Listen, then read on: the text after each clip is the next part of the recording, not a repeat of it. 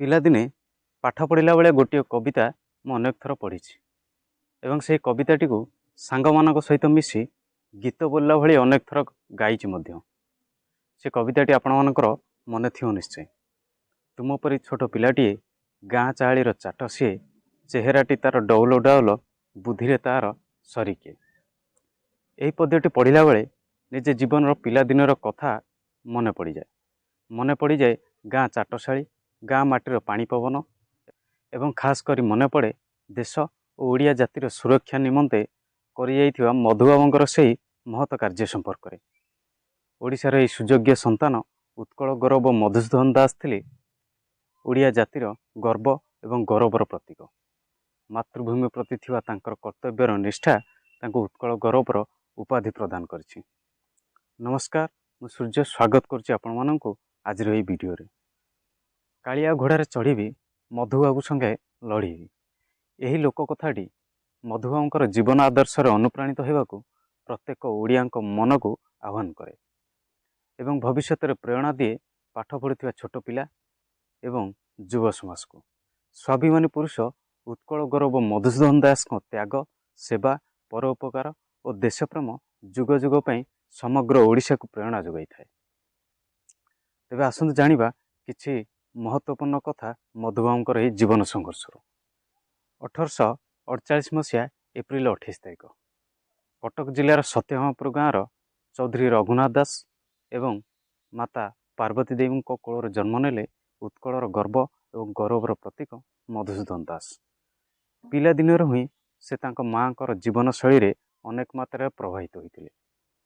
ତାଙ୍କ ମାଆଙ୍କ ଠାରୁ ଶିଖିଥିବା ଜୀବନ ସଂଘର୍ଷ ଓ ଉଚ୍ଚକୋଟୀର ସଂସ୍କାରକୁ ଲକ୍ଷ୍ୟ କରି ସେ ନିଜ ଜୀବନର ବହୁ ଊର୍ଦ୍ଧ୍ୱକୁ ଉଠି ପାରିଥିଲେ ଏବଂ ସଫଳ ମଧ୍ୟ ହୋଇଥିଲେ।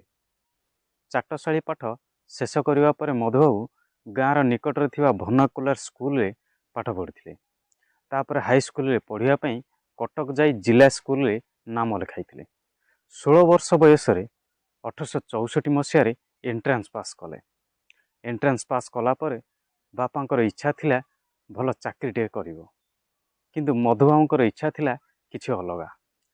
ଉଚ୍ଚଶିକ୍ଷା ଲାଭ କରିବେ, ଓଡ଼ିଶାର ପ୍ରଥମ ଗ୍ରାଜୁଏଟ୍ ହେବେ ଏବଂ ପ୍ରଥମ ବାରିଷ୍ଟର ହେବେ। ଉଚ୍ଚଶିକ୍ଷା ଲାଭ କରିବାର ଦୃଢ଼ ସଂକଳ୍ପ ନେଇ ଘରୁ ବାହାରିଥିଲେ ମଧୁବାବୁ। କିଛି ଦିନ ପାଇଁ ବାଲେଶ୍ୱର ଯାଇ ଜିଲ୍ଲା ସ୍କୁଲରେ ଶିକ୍ଷକତା କରିଥିଲେ। ତାପରେ ଉଚ୍ଚଶିକ୍ଷା ପାଇଁ କଲିକତା ଯାଇଥିଲେ। 1870ରେ ଓଡ଼ିଶାର ପ୍ରଥମ ଗ୍ରାଜୁଏଟ୍ ଭାବେ BA ପାସ୍ କଲେ। 1873ରେ MA ଓ ତାପରେ BL ପାସ୍ କରିଥିଲେ। ଥରେ ଭାବନ୍ତୁ ବନ୍ଧୁ, 1800 ମସିହାରେ ଓଡ଼ିଶାର ଶିକ୍ଷାର ହାର କେତେ ଥିବ? ସେ ସମୟରେ ମଧ୍ୟ ଏତେ ସବୁ ଡିଗ୍ରୀ ହାସଲ କରିବା କ'ଣ ସହଜ କଥା କି? ଆଗରେ ଯେତେ ପ୍ରତିବନ୍ଧକ ଓ ପ୍ରତିକୂଳ ପରିସ୍ଥିତି ଆସୁନା କାହିଁକି, ତାହା ସବୁ ଦୃଢ଼ ଇଚ୍ଛାଶକ୍ତି ଆଗରେ ଶକ୍ତିହୀନ ହୋଇଯାଆନ୍ତି। ଉଚ୍ଚଶିକ୍ଷା ଶେଷ କରିବା ପରେ କଲିକତାର ଅଲିପୁର କୋର୍ଟରେ ଓକିଲାତି ଜୀବନ ଆରମ୍ଭ କରିଥିଲେ। କଲିକତାରେ ସେ ଥିଲେ ପ୍ରଥମ ଓଡ଼ିଆ ଓକିଲ।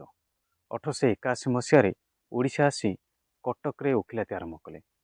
ଏହି ଓକିଲାତି ଜୀବନରେ ସେ ଅନେକ ଦରିଦ୍ର ଲୋକମାନଙ୍କ ପାଇଁ ବିନା ଫିସ୍ରେ ଲଢ଼ିଥିଲେ। ସେ କେବଳ ଜଣେ ଭଲ ଓକିଲ ହିଁ ନଥିଲେ, ମହାନ ଦେଶପ୍ରେମୀ ମଧ୍ୟ ଥିଲେ। ତାଙ୍କର ତୀକ୍ଷ୍ଣ ବୁଦ୍ଧି ଓ ବୁଦ୍ଧିଦୀପ୍ତ କଥାରେ ଇଂରେଜମାନଙ୍କ କବଳରୁ ଓଡ଼ିଶାକୁ ଅନେକ ଥର ରକ୍ଷା ମଧ୍ୟ କରିଥିଲେ। ସେତେବେଳେ ଇଂରେଜ ସରକାର ଓଡ଼ିଶାର ଗଜପତି ରାଜାଙ୍କ ହାତରୁ ଚକ୍ରାନ୍ତ କରି ଜଗନ୍ନାଥ ମନ୍ଦିରର ପରିଚାଳନାର ଭାର କାଢ଼ି ନେବା ପାଇଁ ଏକ ଆଇନ ଗଢ଼ିଥିଲେ। କିନ୍ତୁ ମଧୁବାବୁ ସେହି ଆଇନ ରଦ୍ଦ କରିବା ପର୍ଯ୍ୟନ୍ତ ଲଢ଼େଇ କରି ଓଡ଼ିଶାର ସମ୍ମାନ ରକ୍ଷା କରିଥିଲେ।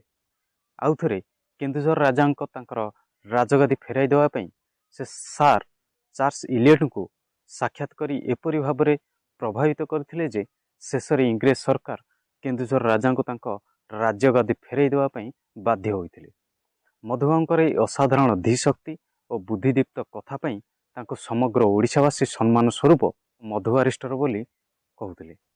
ମଧୁବାବୁଙ୍କର ସ୍ୱପ୍ନ ଥିଲା ଓଡ଼ିଆ ଭାଷାଭାଷୀ ଅଞ୍ଚଳର ଏକତ୍ରୀକରଣ ହେବା ସହ ଓଡ଼ିଆ ଭାଷା, ସଂସ୍କୃତି, ବାଣିଜ୍ୟ, ଶିକ୍ଷା ଓ ସଂସ୍କୃତି କ୍ଷେତ୍ରରେ ମଧ୍ୟ ନୂତନ ଜାଗରଣ ସୃଷ୍ଟି ହେଉ। ସ୍ୱତନ୍ତ୍ର ଓଡ଼ିଶା ପ୍ରଦେଶର ଗଠନରେ ମଧୁବାବୁଙ୍କ ଭୂମିକା ଅତି ଗୁରୁତ୍ୱପୂର୍ଣ୍ଣ ଥିଲା। ତାଙ୍କ ପ୍ରଚେଷ୍ଟାରେ 1903 ମସିହାରେ ଗଢ଼ା ହେଲା ଉତ୍କଳ ସମ୍ମିଳନୀ, ଯାହାକି ଓଡ଼ିଶାକୁ ସ୍ୱତନ୍ତ୍ର ପ୍ରଦେଶରେ ଗଢ଼ିବାରେ ମୁଖ୍ୟ ଭୂମିକା ଗ୍ରହଣ କରିଥିଲା। ତାଙ୍କର ନିଷ୍ଠାପର ଉଦ୍ୟମ ଫଳରେ ତତ୍କାଳୀନ ବଡ଼ଲାଟ ଲର୍ଡ଼ କର୍ଜନ ସମ୍ବଲପୁର ଅଞ୍ଚଳକୁ ମଧ୍ୟପ୍ରଦେଶରୁ ଅଲଗା କରି ଓଡ଼ିଶାରେ ମିଶାଇଥିଲେ। ସେଥିପାଇଁ ତାଙ୍କୁ ଅନେକ ଥର ବିଲାତ ଯିବାକୁ ମଧ୍ୟ ପଡ଼ିଥିଲା। ଏହି ଓଡ଼ିଆ ଭାଷାଭାଷୀ ଅନେକ ଅଞ୍ଚଳ ଗୁଡ଼ିକୁ ମଧ୍ୟ ଓଡ଼ିଶାରେ ମିଶାଇଥିଲେ। ଓଡ଼ିଶାରେ ପ୍ରତ୍ୟେକ ସ୍ତରରେ ବିକାଶ ହେଉ ସେଥିପାଇଁ ସେ ଉତ୍କଳ ସମ୍ମିଳନୀ ମାଧ୍ୟମରେ ସବୁବେଳେ ଉଦ୍ୟମରତ ଥିଲେ। ଉତ୍କଳ ସମ୍ମିଳନୀରେ ସେ 2 ଥର ସଭାପତିତ୍ୱ ମଧ୍ୟ କରିଥିଲେ। ଓଡ଼ିଶାର ଶିଳ୍ପର ଉନ୍ନତି ପାଇଁ ମଧ୍ୟ ସେ ଉତ୍କଳ ଟ୍ୟାନେରୀ ପ୍ରତିଷ୍ଠା କରିଥିଲେ। କଟକର ସୁନାରୂପା ତାରକସି କାମର ବିକାଶ ପାଇଁ ସେ କଟକଠାରେ ପ୍ରତିଷ୍ଠା କରିଥିଲେ ଓଡ଼ିଶା ଆର୍ଟ ୱେୟାର। କେବଳ ଏତିକି ନୁହେଁ ବନ୍ଧୁଗଣ, ଓଡ଼ିଆ ସାହିତ୍ୟର ନବଜାଗରଣରେ ମଧ୍ୟ ମଧୁବାବୁଙ୍କର ଭୂମିକା ଥିଲା ଅନବଦ୍ୟ। ମଧୁବାବୁଙ୍କ ରଚିତ କାବ୍ୟ କବିତା ଓଡ଼ିଆ ଜାତିକୁ ନୂତନ ଦିଗର ସନ୍ଧାନ ଦେବା ସଙ୍ଗେ ସଙ୍ଗେ ପ୍ରତ୍ୟେକ ଓଡ଼ିଆଙ୍କ ପ୍ରାଣରେ ଭରି ଦେଇଥିଲା ଜାତୀୟତାର ପ୍ରେମ। ତାଙ୍କ ରଚିତ ଉତ୍କଳ ସନ୍ତାନ, ସନ୍ତାନର ଉକ୍ତି, ଜାତି ଇତିହାସ ଏବଂ ଜୀବନର ଉକ୍ତି ସବୁ କବିତାରେ ଭରି ରହିଛି ଜନନୀ ଜନ୍ମଭୂମି ପାଇଁ ଜାତୀୟତାର ଭାବ, ଯାହାକି ଆଜି ମଧ୍ୟ ପ୍ରତ୍ୟେକ ସ୍ୱାଭିମାନୀ ଓଡ଼ିଆଙ୍କ ପ୍ରାଣରେ ଭରି ଦେଇଛି ସ୍ପନ୍ଦନ। ଉତ୍କଳ ଗୌରବଙ୍କର ପ୍ରେରଣାଦାୟୀ କବିତା ମାଧ୍ୟମରେ ସମଗ୍ର ଓଡ଼ିଶାବାସୀଙ୍କୁ ଏକତ୍ର କରିପାରିଛନ୍ତି। ଓଡ଼ିଶା ଓ ଓଡ଼ିଆମାନଙ୍କ ପାଇଁ ମଧୁବାବୁଙ୍କର ମନ ଭିତରେ ସର୍ବଦା ଦରଦ ଓ ସହାନୁଭୂତି ଭରି ରହିଥିଲା। ଓଡ଼ିଆ ଜାତିର ଉନ୍ନତି ଓ ସ୍ୱାଭିମାନ ବଜାୟ ରଖିବା ପାଇଁ ସର୍ବସ୍ୱ ତ୍ୟାଗ କରିଦେଇଥିଲେ। ସାରା ଜୀବନ ଦେଶ ଓ ଜାତି ପାଇଁ ସଂଘର୍ଷ କରି ସମଗ୍ର ଭାରତବର୍ଷରେ ଓଡ଼ିଶାରେ ଏକ ସ୍ୱତନ୍ତ୍ର ପରିଚୟ ସୃଷ୍ଟି କରିପାରିଥିଲେ। ସେ ତାଙ୍କ ଚେଷ୍ଟା ଫଳରେ 1936 ମସିହା ଏପ୍ରିଲ 1ରେ ଓଡ଼ିଶା ଏକ ସ୍ୱତନ୍ତ୍ର ପ୍ରଦେଶରେ ଗଠିତ ହୋଇଥିଲା, ଯାହାଫଳରେ ଏହି ଓଡ଼ିଆ ଜାତି ଆଜି ଭାରତବର୍ଷରେ ଏକ ମର୍ଯ୍ୟାଦାପୂର୍ଣ୍ଣ ଆସନ ହାସଲ କରିପାରିଛି।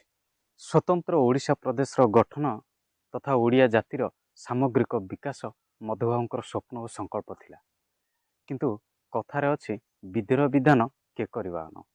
ସ୍ୱତନ୍ତ୍ର ଓଡ଼ିଶା ପ୍ରଦେଶର ଗଠନର 2 ବର୍ଷ ପୂର୍ବରୁ ତଥା 1934 ମସିହା ଫେବୃଆରୀ 4 ତାରିଖ ଦିନ ଉତ୍କଳ ଜନନୀର ଏହି ମହାନ ବରପୁତ୍ରଙ୍କର ଜୀବନ ଦୀପ ଲିଭି ଯାଇଥିଲା।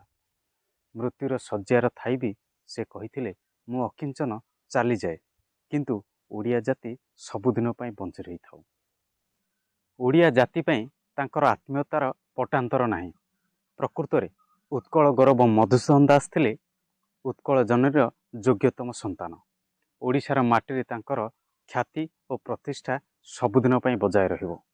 ଉତ୍କଳ ମାଟିର ଏହି ମହାନ ଜ୍ୟୋତିଙ୍କୁ ମୋର କୋଟି କୋଟି ପ୍ରଣାମ।